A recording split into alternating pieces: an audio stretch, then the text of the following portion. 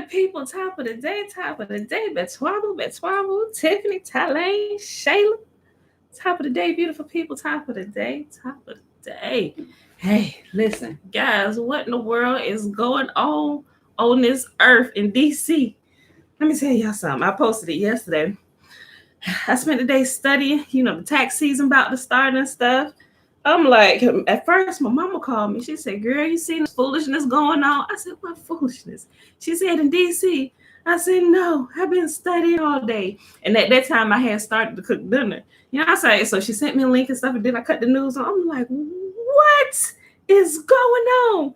And of course, with my mind be going, I'm like, okay, so first of all, how did they even get into the Capitol building? Had that been us, they would have wait, we want to infiltrate their plans. They about to leave out their house. They would have caught us coming out our houses. These people made it to the Capitol, and they're inside. They are crawling all over the building, up this scaffolding and stuff. It's looking like World War Z. I'm like, and I don't hear any gunshots. I don't see the military. I don't see the National Guard. What is going on here? I'm just like, you know what? Only in America. Only in America can people get away with this foolishness that don't look like us. Boy, I was saying, I'm like, I made it inside while the proceedings were going on. Like it was caught on camera live. I'm like, what the crap? Top of the day, peace and blessings, all of y'all and everybody that came in on YouTube. I'm just like, this is crazy. Top of the day, King T, Trina. Let's see. This morning they said they were protesting all across the country. Just nothing is out of control as Washington. Let me tell y'all something. Look, let me tell y'all about this dream. It was all staged, sister, but you're right. If it was us, it would have been more dead bodies. I'm telling you, it would have been blood and guts everywhere. Blood and guts and black bodies. I'm just like, this is crazy. But as I look at it, though, right, I think you absolutely right. Some people carry a privilege that we don't. But blessed be the most holy Yahuwah who sits on high. He grants us privilege. And although we're just now starting to see it happen, but our privilege is with him, right? And if y'all keep his commands, he gonna keep y'all safe from some of this foolishness that's happening. Shalom, shalom, mom. Listen, let me tell y'all about this dream that I had in January 2020. I was reminded yesterday as I was watching this. Nikki, hey girl, hey, grand rising, greetings. Okay. So last year, and mind you, this was before COVID, all this stuff broke out, right?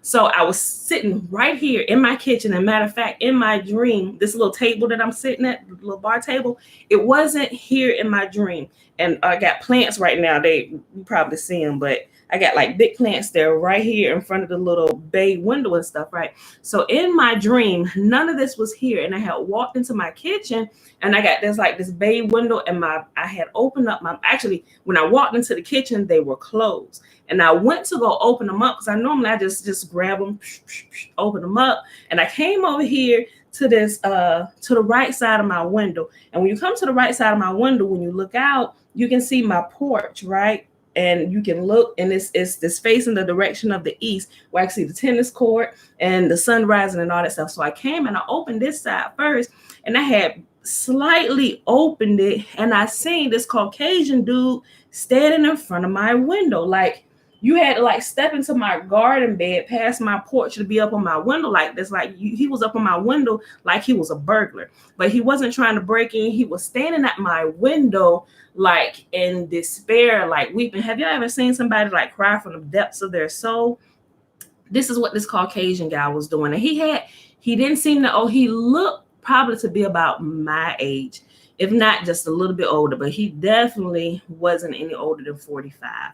That's based on what I saw. But he was standing at my window, like standing up straight, arms to the side, and he was like crying from the depths of his soul, like you could hear the wail come from the pit of his stomach. And I just looked at him, and he was like crying, and he like looked at me, and I just looked at him, like my heart went out to him, but it was like, you not coming in here, right? And then I looked past him while he was standing right there in front of my window, and I began to look in the street, and I seen police cars.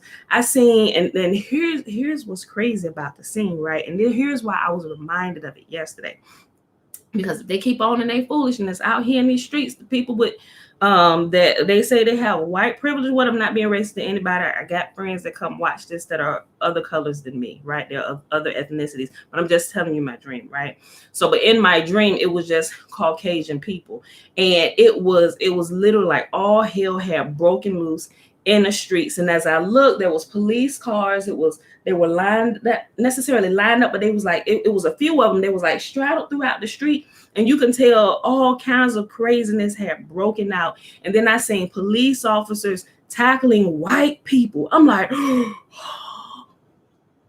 they were white, like they were Caucasian police officers tackling Caucasian people to the ground. They were treating them like they were black people. And I'm standing there looking out my window. I'm like, and I'm just like in shock and awe, looking out the window at this scene that's like taking place outside of my window. Like they had their guns drawn on them. They had knees on their necks. They was on the ground. I mean, they were being extremely rough with them. Like they were being extremely rough with their own kind. And it just blew my mind. And this guy right here that was still standing at my window, he was like wailing, like, please help us. Please help us. And you know what I did? I didn't feel bad in the dream. But not that my heart went out to him, but there was like this, and I can't really explain it, but there was this, it was like this protective border around my house where even if he wanted to get in here himself, he could not penetrate the barrier, right? And I could see the barrier of protection going around my home. And so about this time where I noticed it, Joshua had come walk into my kitchen, and since the window was open and I didn't want him to see that, I took the shade and I just kind of closed it slow while I was looking at him in his eye. And it was like, you know how you watch movies or something, or you want to help somebody but you can't. It's like, sorry, I can't help you. It was like that. I just kind of slowly closed the window. My heart went out to him, but I'm like, y'all have to deal with this. And and it closed. And I'm just like, oh, snap. And I'm thinking about, that came back to me yesterday when I saw all this popping off, when I cut on the news and stuff. I'm like, oh, people just don't realize this is just the beginning of what's about to happen. Like we looking back like, this is crazy. If it had been black people, they'd be all cows and shot up, all kind of bullets flying. They'd already be them called in, the bombers and everything, start blowing up cities and everything. But it's just like they're sitting back in the office like, yeah, yep, they're climbing up the side of the building. They're looking like zombies. This World War Z out here, and I'm just standing my post going, y'all going through. And like they talking to them. I'm like, our people just couldn't stand there in peace and hold a sign. They bringing out water hoses. They got guns drawn on them and stuff, tear gas. I'm like, what the crap is going on here? So, although what I saw in my dream wasn't necessarily happening in full effect, because at this point it didn't seem like the cops were doing anything to these people. But it's going to come to a point, and I'm not sure exactly when it's going to happen, but it lines up with scripture, believe it or not. And if y'all read through the books of the prophets, you will see. And when it talks about what happens when Yahuwah begins to deliver his people, that's Yahuwah's MO. That's how he operates. What he does is the enemy that is against his people, he causes the enemy to begin to implode within. And just sit back, y'all. All we got to do really keep Yahuwah's law, statutes, and commands. Be ready, talk to y'all, do what you're doing. Because remember, while all the plagues was going on, there was light in Goshen. There was light in Goshen. And we was just moving on in peace. Yes, thank you, Tiffany. The book of Daniel, Obadiah give examples. Absolutely right. But there was light in Goshen. And when it came to I think it was the third or the fourth plague, we're not going to find out today. Tomorrow.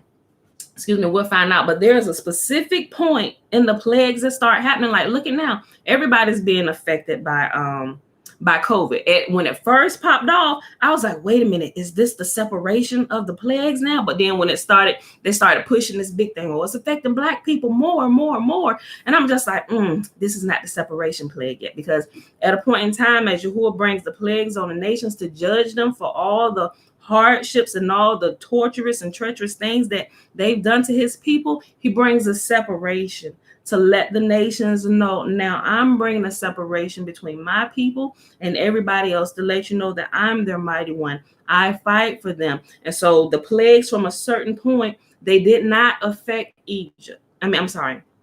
They affected Egypt, but they did not affect Israel. Yahuwah, when I say Israel in regards to this, I'm talking about the nation of people. It was the plagues began to only affect the Egyptians, and Yahuwah's people, Israel, the descendants of Jacob, they were not affected by it. So I'm watching for these things, right? So, but we're going to see with the government and all over the world, just like America's on the world stage, because America is the world power. America is the second Egypt, right? America is the second Egypt. So it's the world power, and it's on the big stage, and everybody's watching what's going on in Egypt. Everybody's watching what's going on in America.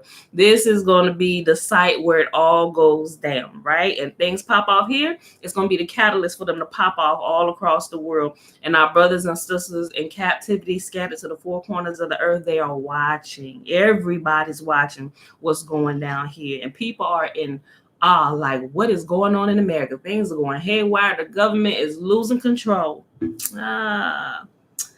They forgot about Yah and his people who have been here. All right. So, but anywho, I know that was a long introduction, but I was completely baffled when I cut the news on yesterday. I'm like, what is going on here? You know, so, but I'm just like, Yep, we're getting closer by the day. So, Yahuwah's people, just get your popcorn, follow Yahuwah's law, statutes, and commands. Know that our mighty one, our most high God, Yahuwah, is going to keep us safe. It's going to keep us safe. Yes, our time is not for sure now, Aliyah. Okay. I know your husband is ready to protect you all, but it's time for us to be vigilant, because our enemies will start doing crazy things as we see it unfold, and stay safe at all times. Absolutely. Oh, yeah, you're probably referring to my dream. Yeah. Like, if y'all meet my husband in real life, James Murphy don't play that. James Murphy don't play that. Like, y'all think y'all seen a monster when he feels like his family is slighted? Bruh, may y'all rest the souls who try and come up against this house. But I thank Yah that his peace rests upon us. We're kept at bay, because, Father, only you know. Okay, y'all. But anyway, it's Thursday. Happy Thursday. It is January 7th, 2021. Day 44 of year 3 of reading through the books of the law and prophets, and of the 3-year consecutive day count, day 713. All right, guys. So we're going right into Exodus 4, 5, and 6, and then we're going to start filling in with some of the details over in the legends of the Jews. Let me tell y'all something. I'm so excited about filling in some of these places with Moses and what he saw, and in this generation to come. I was like, that is clearly us. Yes, talking to Moses about us. Like, this is happening right now. Like, I got so excited, and I wanted to jump right to it today, but I'm like, Pam, just follow it and let the story build up, because we're going to be here for a while, because everything that's left in the legends of the Jews, it covers Exodus, Leviticus, Numbers, and Deuteronomy. So I'm going to try to keep my excitement under control, knowing that we're going to get to it in the days to come. So thank you, Tiffany. I'm about to do the Shema. Thank you. Knowing we're going to get to it. So I'm just enjoy the journey. Okay, so let's get started with the Shema. Remember the Shema, if you don't know what the Shema is. It's just what is it? It's a announcement to Yahuwah's people. It's what's the word? It's like a heralding to Yahuwah's people, like, hey people, listen up. Like, it's an announcement to Yahuwah's people, something to remember always. Okay, here it is. I'm sorry, I added a couple other things. Okay, the Shema is found in Deuteronomy chapter 6. I would recommend you read the entire chapter, but I'll pull out the meat of it, and I start at verse 3. Hear, O Israel, and observe to do it, that it may be well with you, and that you may increase mightily, as Yahuwah, the God of our fathers, has promised us, in a land that flows with milk and honey. Hear, O Israel, like, pay attention, people. Hey, Israel, hey. You know how somebody got a microphone when they talk to the crowd? People, hey, listen up. I need everybody's attention. Pay attention. This is what this is saying. This is what the Shema is. Pay attention. Hear, O Israel, Yahuwah, our God, He is one God. And that's something Yahuwah had to keep reminding our people, because remember, when he gave them this, they had just come out of Egypt. So for the last 210 years of hard bondage, they were in hard bondage the last 210 years, but the previous years before that, they were living free. They were trading everything. It wasn't until after Joseph had passed away and a new Pharaoh came on the scene that the hard bondage began. And it was only a total. They served the whole time that they were in Egypt, from the time the famine came and all of Israel came and Joseph assigned them the land of Goshen as okayed by Pharaoh. The whole time that they sojourned in Egypt at this time was 430 years. But the time of hard bondage, hard labor during that 430 years was only 210 years. It verifies that and through the Apocrypha a couple times, and also verifies it a few times through the Legends of the Jews and a couple other places. So don't get that screwed up. I know the way that they show the movies and stuff like, oh, this is the 400 years. No, because remember when they came out, that Yahuwah said he was talking to them while they had just come out of that captivity, right when they were in the wilderness. And Yahuwah was speaking to Moses, said, listen, they're going to go back into bondage at a later date. He said this time they're going to go by ships and all these other things that he labeled out. And that's this bondage right here: transatlantic slave trade, Spanish Inquisition, all of those things. That's this time here that we're coming to the end of. That's what that is talking about, right? So he had to constantly remind them, because while we're in captivity, he said, you're going to go into the land of your captivity. And he said, while you're there, you're going to be free to worship all kinds of multiple gods, because we got kicked out because we weren't keeping the commands. We weren't worshiping Yahuwah alone. We get to hear to the other nations, people worshiping Buddha, people worshiping all different types of entities, 2 and 3 entities and stuff. Yahuwah had to keep reminding them, I am one. I am one. I am one. Pay attention, Israel. Pay attention, Israel. I am one God. So that's what this was, right? Hear, O Israel, Yahuwah, our God, he is one God. And you shall love Yahuwah your God with all your heart, and with all your soul, and with all your might. And these words which I command you this day shall be in your heart. And you shall teach them diligently unto your children. And you shall talk of them when you sit in your house, and when you walk by the way, and when you lie down, and when you rise up. And you shall bind them as a sign upon your hand in your action. Your hand represents action. And they shall be as frontlets between your eyes, your thoughts, what you think on, what you meditate on. Meditate on Yahuwah's laws, his statutes, and commands, like he told Joshua in a couple of different places here, because this is what's going to make your way successful. Thoughts drive the actions, right? And you shall bind them for a sign upon your hand, and they shall be as frontlets between your eyes. And you shall write them upon the posts of your house and on your gates. Command your house in righteousness. Teach them the words of Yah, so that you can train your children, your household in righteousness. And as they go out and as they get older, it's going to talk to them. It's going to keep them in the way. Even if they go astray, it's going to bring them back to the paths of righteousness. And it will save you alive this day, right? It's going to keep you. And Yahuwah commanded us to do all these statutes, to fear Yahuwah our God for our good always, that he might preserve us alive as it is this day. And it shall be our righteousness if we observe to do all these commandments before Yahuwah our God, as he has commanded us. Okay, people. So let's go ahead and get started with the reading for today. I love looking at your handsome face. Appreciate it. Call me after you finish. I will. All right, love you too, babe. Good. Gotcha. Call you, baby. Gotcha. Okay, beautiful people. Exodus chapter 4. But Moshe, what am I doing? Hold on. I forgot. I also used the last month pulling this open. I'm reading it offline. Hold on. I'm sorry. I sidetracked. My husband sidetracked me. No, I'm not joking. I just wasn't paying attention. Okay. I like to read it from the NLT because it's more of our terminology today, so not that it matters for real. It's the same. You get the same story. Some stuff you may have to translate for proper interpretation, but for the most part, it's good. Okay. All right, people, here we go. Exodus chapter 4. Tiffany. But Moses protested again. What if they won't believe me or listen to me? Remember yesterday, the last part, you who was saying, look, I'm going to send you to Pharaoh. And you're going to tell him, let my people go. But Moses protested again. What if they won't believe me or listen to me? What if they say, Yahuwah never appeared to you? Then Yahuwah asked him, what is that in your hand? A shepherd's staff, Moses replied. Throw it down on the ground, Yahuwah told him. So Moses threw the staff down, and it turned into a snake. Moses jumped back. Then Yahuwah told him, reach out and grab its tail. So Moses reached out and grabbed it, and it turned back into a shepherd's staff in his hand.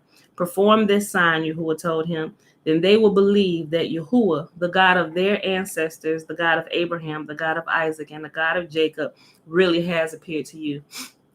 Then Yahuwah said to Moses, now put your hand inside your cloak.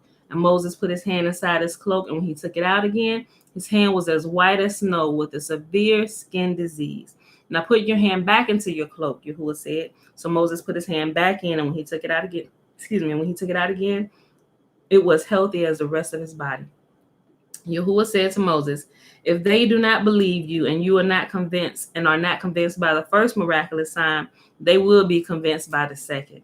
And if they don't believe you or listen to you even after these two signs, then take some water from the Nile and pour it out on the dry ground. When you do, the water from the Nile will turn to blood on the ground. But Moses pleaded with Yahuwah, oh Lord, I am not very good with words. I never have been, and I am not now. Even though you have spoken to me, I get tongue-tied and my words get tangled. Then Yahuwah asked Moses, who makes a person's mouth?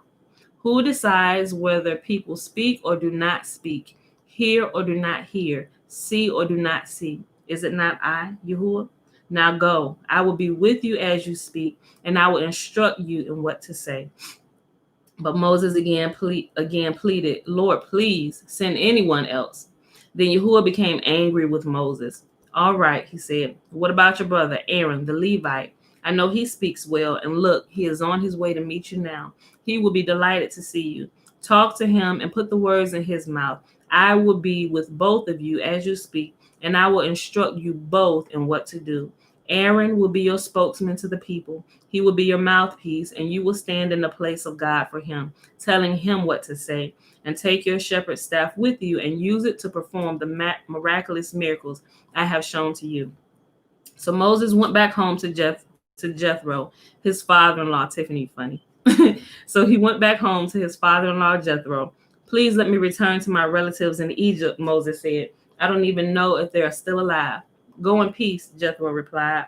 Before Moses left Midian, Yahuwah said to him, return to Egypt, for all those who wanted to kill you have died. So Moses took his wife and sons and put them on a donkey and headed back to the land of Egypt. In his hand, he carried the staff of Yahuwah.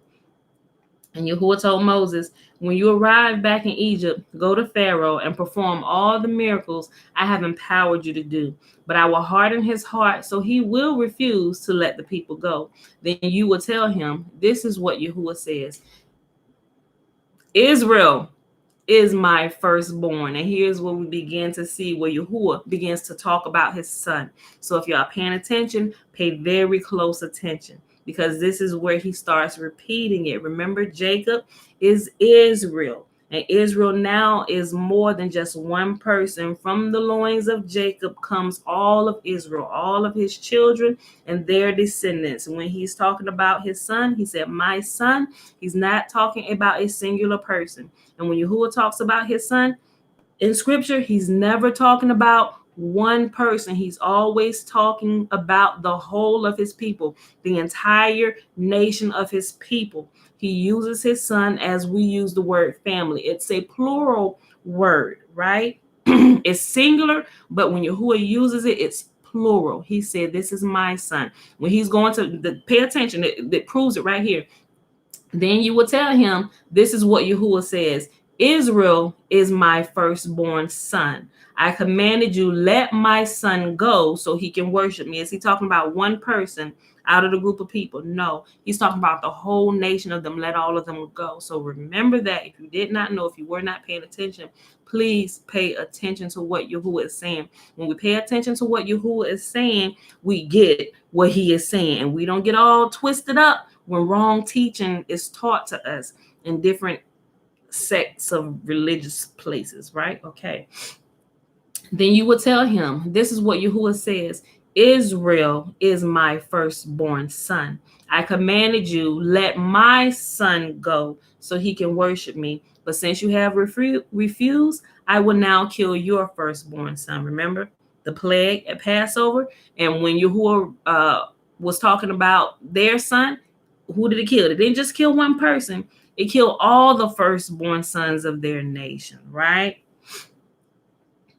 But since you have refused, I will now kill your firstborn son. On the way to Egypt, at a place where Moses and his family had stopped for the night, Yahuwah confronted him and was about to kill him. But Moses' wife, Zipporah, took a flint knife and circumcised her son. She touched his feet with the foreskin and said, now you are a bridegroom of blood to me. When she said bridegroom of blood, she was referring to the circumcision. After that, Yahuwah left him alone. Now Yahuwah said to Aaron, go out into the wilderness to meet with Moses. So Aaron went and met Moses in a mountain of Yah, and he embraced him. Moses then told Aaron everything Yahuwah had commanded him to say, and he told him about the miraculous signs Yahuwah commanded him to perform. Then Moses and Aaron returned to Egypt and called all the elders of Israel together. Aaron told them everything Yahuwah had told Moses, and Moses performed the miraculous signs as they watched. Then the people of Israel were convinced that Yahuwah had sent Moses and Aaron. When they heard that Yahuwah was concerned about them and had seen their misery, they bowed and worshiped. Excuse me. I need some water, y'all. Sorry. Okay.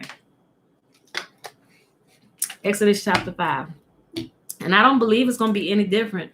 Yahuwah is warning his people, so he's speaking to those whom he knows is going to get the word back to his people. Yahuwah said, I hear y'all. I'm coming to get you.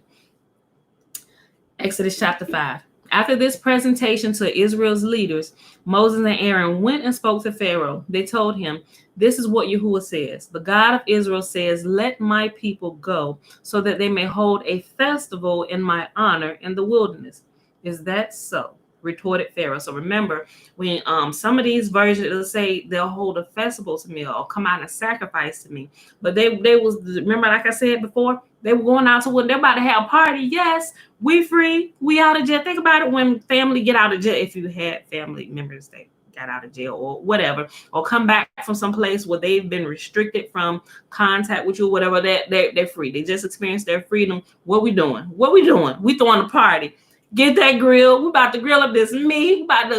That's what the sacrifice. They about to eat. What did they do with the sacrifices? They ate them. They thanked Yah, unless it was a burnt offering and they burnt it completely up. And Yah smelled the savor of it. But everything else, he said, go ahead and season. Well, some meat couldn't be seasoned. But anyway, out there seasoning up that meat on the grill. They was about to throw a party out here in the wilderness and thank Yah for coming to deliver them. That's what was happening. He said, let my people go so that they may hold a festival in my honor in the wilderness. Is that so? Retorted Pharaoh. And who is this Lord? Why should I listen to him and let Israel go? I don't know the Lord, and I will not let Israel go. But Aaron and Moses persisted. The God of the Hebrews has met with us, they declared. So let us take a 3-day journey into the wilderness so we can go and offer sacrifices to Yahuwah our God. If we don't, he will kill us with the plague or with the sword. Pharaoh replied, Moses and Aaron, why are you distracting the people from their task? Get back to work. Look, there are many of your people in the land and you are stopping them from their work. The same day, Pharaoh sent this order to the Egyptian slave drivers and the Israelite foremen. Do not supply any more straw for making bricks. Make the people go get it themselves, but still require them to make the same number of bricks as before. Don't reduce the quota. They are lazy. And that's where all this lie that's been propagated throughout the ages about our people. Don't reduce the quota. They are lazy. They just trying to get out of work. Make them work a little harder. That's what he said. Don't reduce the quota. They are lazy. That's why they are crying out, let us go and offer sacrifices to our God. Load them down with more work. Make them sweat. That will teach them to listen to lies. So the slave drivers and the foreman went out and told the people, this is what Pharaoh says. I will not provide any more straw for you. Go and get it yourselves. Find it wherever you can, but you must produce just as many bricks as before. So the people scattered throughout the land of Egypt in search of stubble to use as straw. Meanwhile, the Egyptian slave drivers continued to push hard. Meet your daily quota of bricks just as you did when we provided you with the straw, they demanded. Then they whipped the Israelite foreman they had put in charge of the work crews. Why haven't you met your quotas either yesterday or today? They demanded. So the Israelite foreman went to Pharaoh and pleaded with him. Please don't treat your servants like this, they begged. We are given no straw, but the slave drivers still demand make bricks. We're being beaten, but it isn't our fault. Your own people are to blame. But Pharaoh shouted, you are just lazy, lazy. This is why you are saying, let us go and offer sacrifices to Yahuwah. Now get back to work. No straw will be given to you, but you still must produce the full quota of bricks. The Israelite foreman could see that they were in serious trouble when they were told, you must not reduce the number of bricks you make each day. And they left Pharaoh's court. They confronted Moses and Aaron, who were waiting outside for them. The foreman said to them, may the Lord judge you and punish you for making us stink before Pharaoh and his officials. You have put a sword in their hands and an excuse to kill us. Then Moses went back to Yah and protested, why have you brought all this trouble on your own people, Yah? Why did you send me? Ever since I came to Pharaoh as your spokesman, he has been even more brutal to your people, and you have done nothing to rescue them. Exodus chapter 6. Then Yahuwah told Moses, now you will see what I will do to Pharaoh. When he feels the force of my strong hand, he will let the people go. In fact, he will force them to leave his land. Good day, Natasha. Good day. And Yahuwah said to Moses, I am Yahuwah, the Lord.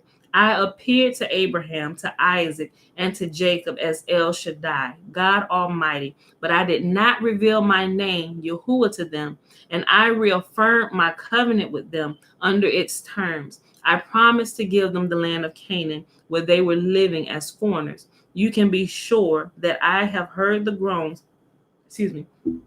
You can be sure that I have heard the groans of the people of Israel who are now slaves to the Egyptians. I am well aware of my covenant with them. Therefore, say to the people of Israel, I am Yahuwah. I will free you from your oppression and will rescue you from your slavery in Egypt. I will redeem you with a powerful arm and with great acts of judgment. I will claim you as my own people, and I will be your God. Then you will know that I am Yahuwah, your God, who has freed you from your oppression in Egypt. I will bring you into the land I swore to give to Abraham, Isaac, and Jacob.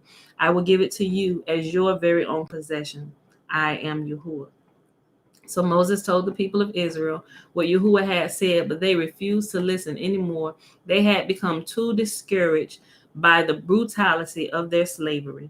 Then Yahuwah said to Moses, go back to Pharaoh, king of Egypt, and tell him to let the people of Israel leave his country. But Yahuwah, Moses objected, my own people won't listen to me anymore. How can I expect Pharaoh to listen to me? I'm such a clumsy speaker. But Yahuwah spoke to Moses and Aaron and gave them orders for the Israelites and for Pharaoh, the king of Egypt. Yahuwah commanded Moses and Aaron to lead the people out of Egypt. These are the ancestors of some of the clans of Israel. The sons of Reuben, Israel's oldest son, were Hanok, Palu, Hezron, and Carmi. Their descendants became the clans of Reuben. The sons of Simeon were Jemuel, Jamin, Ohad, Jachin, Zahor, and Shaul. Shaul was a Canaanite woman. Shaul's mother was a Canaanite woman. Their descendants became the clans of Simeon. The descendants of Levi, as listed in their family records. The sons of Levi were Gershon, Kohath, and Merari. Levi lived to be 137 years old. The descendants of Gershon included Libni and Shimei, each of whom became the ancestor of a clan. The descendants of Kohath included Amram, Ishar, Hebron, and Uzziel. Kohath lived to be 133 years old. The descendants of Merari included Mahi and Mushi. These are the clans of the Levites as listed in their family records. Amram married his father's sister Jochebed, and she gave birth to his sons, Aaron and Moses. Amram lived to be 137 years old. The sons of Ishar were Korah, Nepheg, and Zikri. The sons of Uzziel were Mishpel, Elzaphan, and Sithri. Aaron married Elisheba, the daughter of Aminadab and sister of Nashon, and she gave birth to his sons, Nadab, Abihu, Eleazar, and Ithamar. The sons of Korah are Eser, Elkanah, and Abisai. Their descendants became the clans of Korah. Eleazar, son of Aaron, married one of the daughters of Putiel, and she gave birth to his son Phinehas. These are the ancestors of the Levite families listed according to their clans. The Aaron and Moses named in this list are the same ones to whom Yahuwah said, "Lead the people of Israel out of the land of Egypt like an army." It was Moses and Aaron who spoke to Pharaoh, the king of Egypt, about leading the people out of Egypt. When Yahuwah spoke to Moses in the land of Egypt, he said to him, "I am Yahuwah. Tell Pharaoh, the king of Egypt, everything I am telling you." But Moses argued with Yahuwah, saying, "I can't do it. I'm such a clumsy speaker. Why should Pharaoh listen to me?" Okay, y'all. So let's hop right on over here to the Legends of the Jews, where we left off yesterday. Remember, we're at volume 2. And this section right here, for those of you who have a different book, the section is the parents of Moses. And if you have the same book I have, it is page 208. Okay. When Pharaoh's proclamation was issued, decreeing that the men children of the Hebrews were to be cast into the river, Amram, who was the president of the Sanhedrin, decided that in the circumstances it was best for husbands to live altogether separate from their wives. He set the example. He divorced his wife, and all the men of Israel did likewise, for he occupied a place of great consideration among his people. One reason being that he belonged to the tribe of Levi, the tribe that was faithful to its God, even in the land of Egypt. This I love this. Listen to this. Hold on. For he occupied a place of great consideration among his people, one reason being that he belonged to the tribe of Levi, the tribe that was faithful to its God, even in the land of Egypt, though the other tribes wavered in their allegiance and attempted to ally themselves with the Egyptians, going so far as to give up Abraham's sign of the covenant. To chastise, remember, Abraham's sign of the covenant was what? Circumcision. Okay. To chastise the Hebrews for their impiety, Yahuwah turned the love of the Egyptians for them into hatred. Get back to work, y'all lazy. To chastise the Hebrews for their impiety, Yahuwah turned the love of the Egyptians for them into hatred, so that they resolved upon their destruction. Mindful of all that he and his people owed to Joseph's wise rule, Pharaoh refused at first to entertain the malicious plans proposed by the Egyptians against the Hebrews. He spoke to his people, "You fools, you are indebted to these Hebrews for whatever we enjoy." Think about that. Remember, okay, you know how, and I'm not going to get too deep into this, right? So as people start to wake up, they kind of go back to see what was happening in Egypt and Egyptian land and all this stuff. And they started dabbling into a lot of stuff. But everything that the Egyptians had, it was because of the Hebrews. They were not as successful and as powerful until they arrived, because when they arrived, their God arrived with them. So all the ingenuity that the Hebrews had, all the witty inventions and all these things, they brought that to the land of Egypt, which is why Egypt became a superpower. It was infused with the inventions of the people of Yah. It wasn't of their own doing. It was Yahuwah's people there. So when you hear about these great stories about Egypt and all the wisdom and even all the magic and all this stuff that comes out of there, it came from Yahuwah's people. It came from Yahuwah's people. Remember that. You fools, we were indebted to these Hebrews for whatever we enjoyed, and you desire now to rise up against them. But the Egyptians could not be turned aside from their purpose of ruining Israel. They deposed their king and incarcerated him for 3 months until he declared himself ready to execute with determination what they resolved upon. And he sought to bring about the ruin of the children of Israel by every conceivable means. Every conceivable means. Such was the retribution they had drawn down upon themselves by their own acts. As for Amram, not only did he belong to the tribe of Levi, distinguished for its piety, but by reason of his extraordinary piety, he was prominent even among the pious of the tribe. He was one of the four who were immaculate, untainted by sin, over whom death would have no power, had mortality not been decreed against every single human being on account of the fall of the first woman. I'm sorry, I read that too fast. He was one of the four who were immaculate, untainted by sin, over whom death would have had no power, had mortality not been decreed against every single human being on the account of the fall of the first man and woman. The other three that led the same sinless life were Benjamin, Jesse, the father of David, and Chileab, the son of David.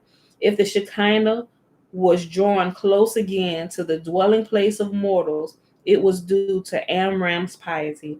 Originally, the real residence of the Shekinah was among men, but when Adam committed his sin, she withdrew to heaven. At first to the lowest of the seven heavens, thence she was banished by Cain's crime, and she retired to the second heaven. Sins of the generation of Enoch removed her still farther off from men. She took up her abode in the third heaven, then successively in the fourth, on the account of the malefactors in the generation of the deluge, in the fifth, during the building of the Tower of Babel and the confusion of tongues, in the sixth, by reason of the wicked Egyptians at the time of Abraham, and finally in the seventh, in consequence of the abominations of the inhabitants of Sodom. Six righteous men, Abraham, Isaac, Jacob, Levi, Kohath, and Amram, drew the Shekinah back one by one from the seventh to the first heaven, and through the seventh righteous man, Moses, she was made to descend to the earth and abide among men as aforetime. Whew, this is getting good. Amram's sagacity kept pace with his piety and his learning. The Egyptians succeeded in enslaving the Hebrews by seductive promises. At first, they gave them a shekel for every brick made, tempting them to superhuman efforts by the prospect of earning much money. Later, when the Egyptians forced them to work without wages, they insisted upon having as many bricks as the Hebrews had made when their labor was paid for, but they could demand only a single brick daily from Amram, for he had been the only one whom they had not led astray by their artifice. He had been satisfied with a single shekel daily, and therefore made only a single brick daily, which they had to accept afterwards as the measure of his day's work. As his life partner, Amram chose his aunt Jochebed, who was born the same day with him. She was the daughter of Levi, and she owed her name, divine splendor, to the celestial light that radiated from her countenance. She was worthy of being her husband's helpmeet, for she was one of the midwives that had imperiled their own lives to rescue the little Hebrew babes. Indeed, if Yahuwah had not allowed a miracle to happen, she and her daughter Miriam would have been killed by Pharaoh for having resisted his orders and saved the Hebrew children alive. When the king sent his hangman for the two women, Yahuwah caused them to become invisible, and the bailiffs had to return without accomplishing their errand. The first child of the union between Amram and Jochebed, his wife, who was 126 years old at the time of her marriage, was a girl, and her mother called her Miriam. bitterness, for it was at that time of her birth that the Egyptians began to envenom the life of the Hebrews. The second child was a boy called Aaron, which means woe unto this pregnancy, because Pharaoh's instructions to the midwives to kill the male children of the Hebrews was proclaimed during the months before Aaron's birth, the birth of Moses. When Amram separated from his wife, on the account of the edict published against the male children of the Hebrews, and his example was followed by all the Israelites, his daughter Miriam said to him, Father, thy decree is worse than Pharaoh's decree. The Egyptians aim to destroy only the male child, but thou includest the girls as well. Pharaoh deprives his victim of life in this world, but thou preventest children from being born, and thus thou deprive them of the future life too. He resolves destruction, but who knows whether the intention of the wicked can persist? Thou art a righteous man, and the enactments of the righteous are executed by Yahuwah. Hence thy decree will be upheld. Amram recognized the justice of her plea, and he repaired to the Sanhedrin and put the matter before his body. The members of the court spoke and said, It was thou that did separate husbands and wives, and from thee should go forth the permission for remarriage. Amram then made the proposition that each of the members of the Sanhedrin return to his wife, wed her clandestinely, but his colleagues repudiated the plan, saying, And who will make it known unto the whole of Israel? Accordingly, Amram stood publicly under the wedding canopy with his divorced wife Jochebed, while Aaron and Miriam danced about it, and the angels proclaimed, Let the mother of thy children be joyful. His remarriage was solemnized with great ceremony, to the end that the men had followed his example in divorcing their wives. Hold on. To the end that the men that had followed his example in divorcing their wives might imitate him now in taking them again unto themselves. And so it happened. Old as Jochebed was, she regained her youth.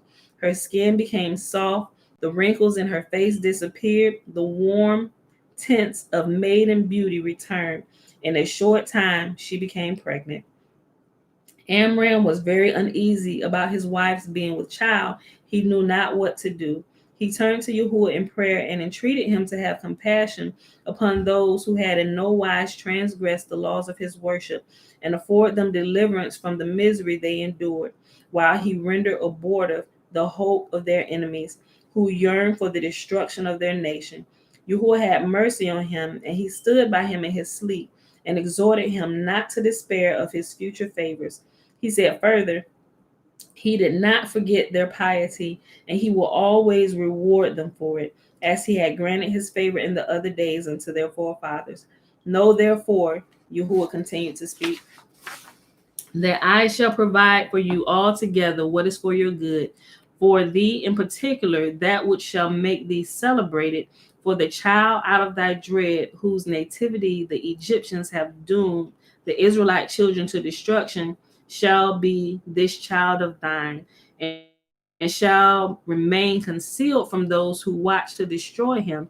And when he has been bred up in a miraculous way, he shall deliver the Hebrew nation from the distress they are under by reason of the Egyptians. His memory shall be celebrated while the world lasts, not only among the Hebrews, but among the strangers also. Think about it. That's true. We still celebrate Moses. Matter of fact, Yahuwah told Moses that a gift to him is that the law that he had given directly to Moses, that's why you hear people call it the law of Moses, the books of Moses, the Torah of Moses. Yahuwah gave him that promise for being obedient. He said, I'm going to name this after you. And for all, as long as the world lasts, even in the world to come, they're going to know the Torah by your name. Although it was given directly from me to you to give to them, they're going to know it by your name. I'm giving you that honor, my friend.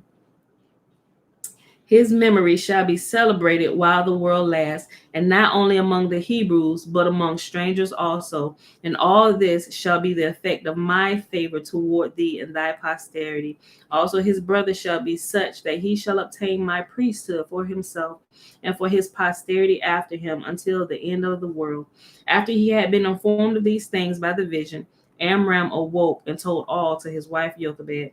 His daughter Miriam likewise had a prophetic dream, and she related it unto her parents, saying, "And this night I saw a man clothed in fine linen. Tell thy father and thy mother," she said, "that he who shall be born unto them shall be cast into the waters, and through him the waters shall become dry, and wonders and miracles shall be performed through him, and he shall save my people Israel and be their leader forever." During her pregnancy, Jochebed observed that the child in her womb, was destined for great things. All the time she suffered no pain, as also she suffered none in giving birth to her son. For pious women are not included in the curse pronounced upon Eve, decreeing sorrow and conception and childbearing. Highlight that for everybody that gonna get pregnant again. Remember that. At the moment of the child's appearance, the whole house was filled with radiance equal to the splendor of the sun and the moon. A still greater miracle followed. The infant was not yet a day old when he began to walk and speak with his parents as though he were an adult. He refused to drink milk from his mother's breast. Jochebed gave birth to the child 6 months after conception. The Egyptian bailiffs, who kept strict watch over all pregnant women in order to be on the spot in time to carry off their newborn boys, had not expected her delivery for 3 months more. These 3 months, the parents succeeded in keeping the babe concealed, though every Israelitish house was guarded by two Egyptian women, one stationed within and one without. At the end of this time, they determined to expose the child, for Amram was afraid that both he and his son would be devoted to death if the secret leaked out, and he thought it better to entrust the child's fate to divine providence. He was convinced that Yahuwah would protect the boy and fulfill his word in truth. Jochebed accordingly took an ark fashioned of bulrushes, dabbed it with pitch on the outside, and lined it with clay within. The reason she used bulrushes was because they float on the surface of the water, and she put pitch on only the outside to protect the child as much as possible against the annoyance of a disagreeable odor. Over the child, as lay in the ark, she spread a tiny canopy to shade the babe with the words, "Perhaps I shall not live to see him under the marriage canopy." And then she abandoned the ark on the shores of the Red Sea, yet it was not left unguarded. Her daughter Miriam stayed nearby to discover whether a prophecy she had uttered would be fulfilled. Before the child's birth, the sister had foretold that her mother would bring forth a son that should redeem Israel. When he was born, the house was filled with a brilliant light. Amram kissed her on her head, but when he was forced into the expedient of exposing the child, he beat her on her head, saying, "My daughter, what hath become of thy prophecy?" Therefore Miriam stayed and strolled along the shore to observe what would be the fate of the babe and what would come of her prophecy concerning him. The day the child was exposed was the 21st of the month of Nisan, the same on which the children of Israel later, under the leadership of Moses, sang the song of praise and gratitude to Yahuwah for the redemption from the waters of the sea. The angel appeared before Yahuwah and spoke, "O Lord of the world, shall he that is appointed to sing a song of praise unto thee this day on the day of Nisan, to thank thee for rescuing him and his people from the sea, shall he find his death in the sea today?" Yahuwah replied, "Ye know well that I see all things. The contriving of man can do nothing to change what hath been resolved in my counsel. Those do not attain their end, whose cunning and malice to secure their own safety and endeavor to bring ruin upon their fellow men. But he who trusts in me in his peril will be conveyed from the profoundest distress to unlooked for happiness. Thus my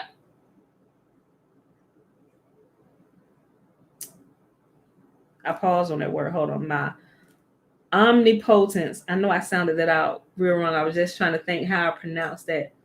Omnipotence. Okay. Thus, my omnipotence will reveal itself in the fortunes of this babe. At the time of the child's abandonment, Yahuwah sent scorching heat to plague the Egyptians, and they all suffered with leprosy and smarting boils. Thermotis, the daughter of Pharaoh, sought relief from the burning pain in a bath in the waters of the Nile. But physical discomfort was not her only reason for leaving her father's palace. She was determined to cleanse herself as well of the impurity of the idol worship that prevailed there. When she saw the little ark floating around among the flags on the surface of the water, she supposed it to be one of the little children exposed at her father's order, and she commanded her handmaids to fetch it. But they protested, saying, "Oh, our mistress, it happens sometimes that a decree issued by a king is unheeded, yet it is observed at least by his children and members of his household.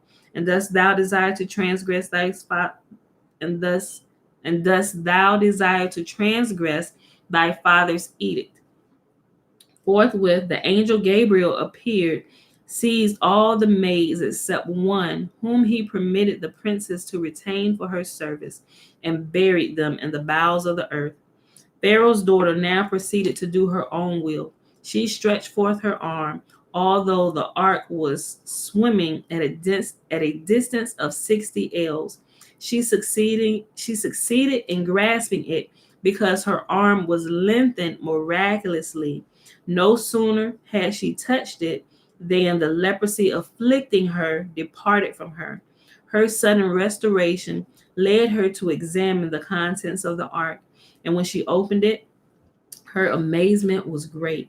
She beheld an exquisitely beautiful boy, for Yahuwah had fashioned the Hebrew babe's body with peculiar care, and beside it she perceived the Shekinah. Noticing that the boy bore the sign of the Abrahamic covenant, she knew that he was one of the Hebrew children, and mindful of her father's decree concerning the male children of the Israelites, she was about to abandon the babe to his fate. At that moment, the angel Gabriel came and gave the child a vigorous blow, and he began to cry aloud with a voice like a young man's voice. His vehement weeping and the weeping of Aaron, who was laying beside him, touched the princess in her pity touched the princess, and in her pity resolved to save him. She ordered an Egyptian woman be brought to nurse the child, but the little one refused to take the milk from her breast, as he refused to take it from one after another of the Egyptian women fetched thither. Thus it had been ordained by Yahuwah that none of them might boast later on and say, "I suckled him," that now holds converse with the Shekinah. Nor was the mouth destined to speak with Yahuwah to draw nourishment from the unclean body of an Egyptian woman. Now Miriam stepped into the presence of Thermutis, as though she had been standing there by chance to look at the child. And she spoke to the princess, saying, "It is vain for thee, O queen, to call the nurses that are in no wise kin to the child.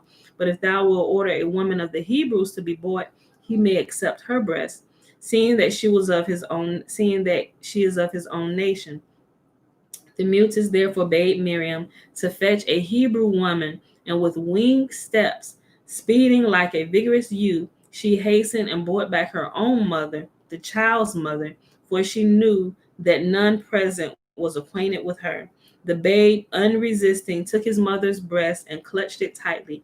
The princess committed the child to Jochebed's care, saying these words, which contained an unconscious divination: "Here is what is thine.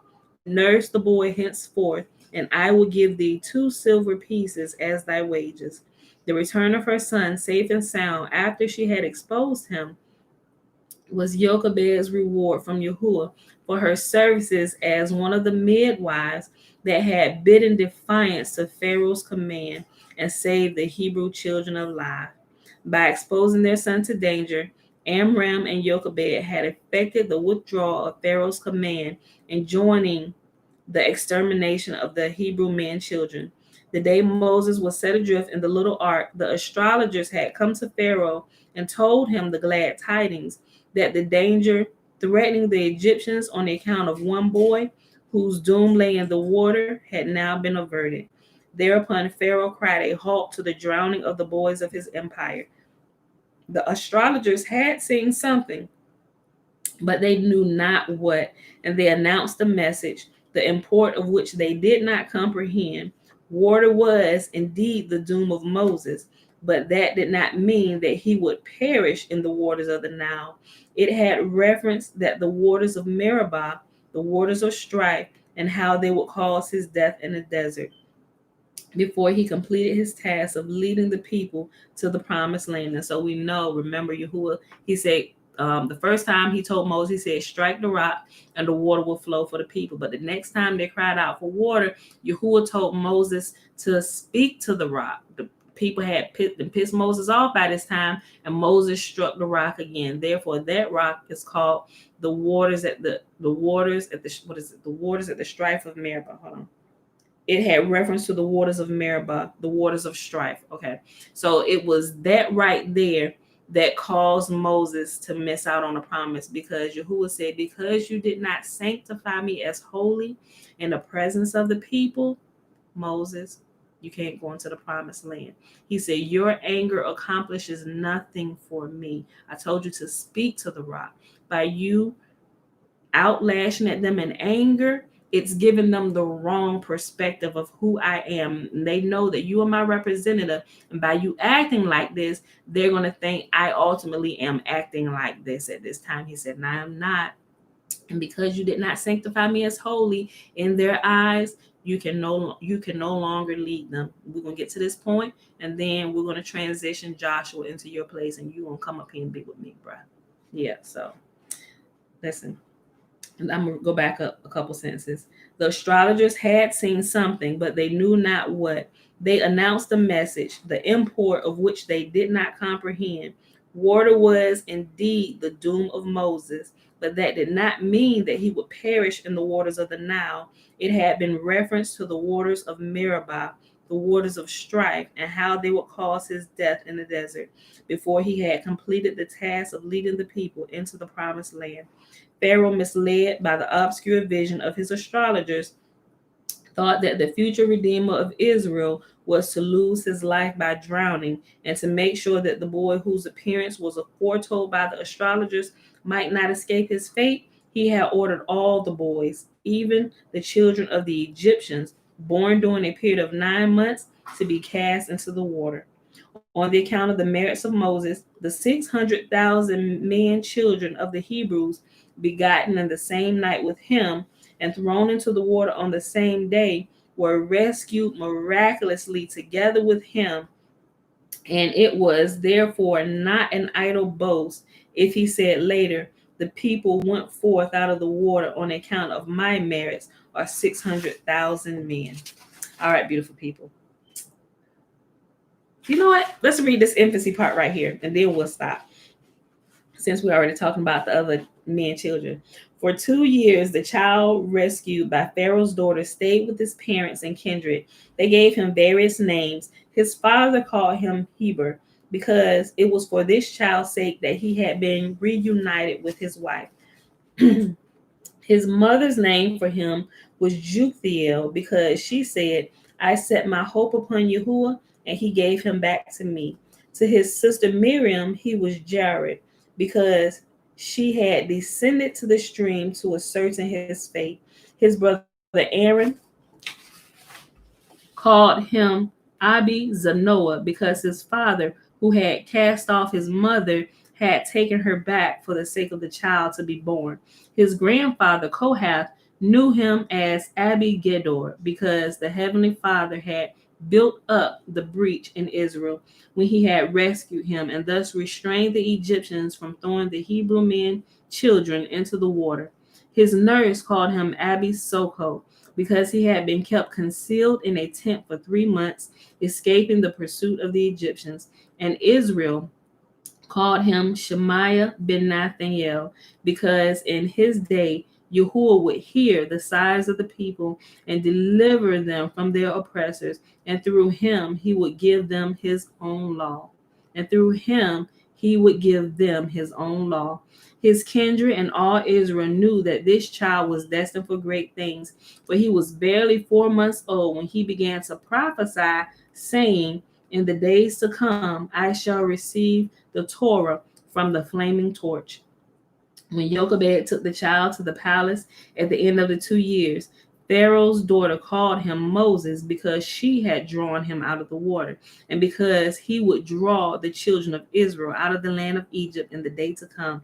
And this was the only name whereby Yahuwah called the son of Amram, the name conferred upon him by Pharaoh's daughter. He said to the princess, Moses was not thy child, yet thou did treat him as such. For this I will call thee my daughter, thou who art not my daughter. And therefore the princess, the daughter of Pharaoh, bears the name Bithiah, the daughter of Yah. She married Caleb later on, and he was a suitable husband for her. As she stood up against her father's wicked counsels, so Caleb stood up against the counsel of his fellow messengers sent out to spy out the land of Canaan. For rescuing Moses and for her other pious deeds, she was permitted to enter paradise alive. That Moses might receive the treatment at court usually that Moses might receive the treatment at court usually accorded to a prince. Bithiah pretended that she was with child for some time before she had fetched him away from his parents' house. His royal foster mother caressed and kissed him constantly, and on account of his extraordinary beauty, she would not permit him ever to quit the palace. Whoever set eyes on him could not leave off from looking at him. We know that Joseph had that same beauty. Remember how Potiphar's wife was sickly in love with him, that she couldn't do nothing but stare at him, doing all kinds of stuff to get that man. Whoever set eyes on him could not leave off from looking at him. Wherefore Bithiah feared to allow him out of her sight. Moses' understanding was far beyond his years, as his instructors observed that he disclosed keener comprehension than is usual at his age. All his actions in his infancy promised greater ones after he should come to a man's estate, and when he was but 3 years old, Yahuwah granted him remarkable size. As for his beauty, it was so attractive that frequently those meeting him as he was carried along the road were obliged to turn and stare at him. They would leave whatever they were about and stand still a great while, looking after him, for the loveliness of the child was so wondrous that it held the gaze of the spectator. The daughter of Pharaoh, perceiving Moses to be an extraordinary lad, adopted him as her son, for she had no child of her own. She informed her father of her intention concerning him in these words: I have brought up a child who is divine in form and in excellent mind. And as I received him through the bounty of the river in a wonderful way, I have thought it proper to adopt him as my son and as the heir of thy kingdom. And when she had spoken thus, she put the infant between her father's hands, and he took him and hugged him close to his breast. And that, my beautiful people, is our reading for today. Yeah, it really is close and similar to Abraham's birth. Aliyah said Moses' birth was like Abraham's birth as well. Yep. All right, y'all. So I hope y'all enjoyed the reading for today. We read Exodus 4, 5, and 6, and we picked up some of the pieces starting on page 208 all the way up to 212. All right, beautiful people. It is Thursday, January 7th, 2021, day 44 of year 3 of reading through the books of the law and the prophets, and of 3-year consecutive day count. It is day 713. Yes, 713. All right, y'all. So let's go ahead over here and do the blessing. If y'all got any questions, go ahead and type them in real quick, and I'll look at it before we close out. Let's see. All right. And remember, the blessing is found in Numbers chapter 6, starting at verse 22 all the way to the end of the chapter, verse 27. Remember, the first 21 verses is what? It's the Nazarite vow. Man or woman can take the Nazarite vow. And Yahuwah spake unto Moses, saying, Speak unto Aaron and unto his sons, saying, On this wise ye shall bless the children of Israel, saying unto them, May Yahuwah bless us and keep us. May Yahuwah make his face to shine upon us and be gracious unto us. May Yahuwah lift up his countenance upon us and give us peace. And they shall put my name upon the children of Israel, and I will bless them. All right, beautiful people. All right, so no questions. All right, y'all. So go ahead, everybody, get out here and go to work. Do what you got to do this morning. I see y'all bright and early in the morning. You're welcome. Y'all. I enjoy reading to you. All right, y'all. I love you. See you bright and early in the morning, 7:15 a.m. Eastern Standard Time.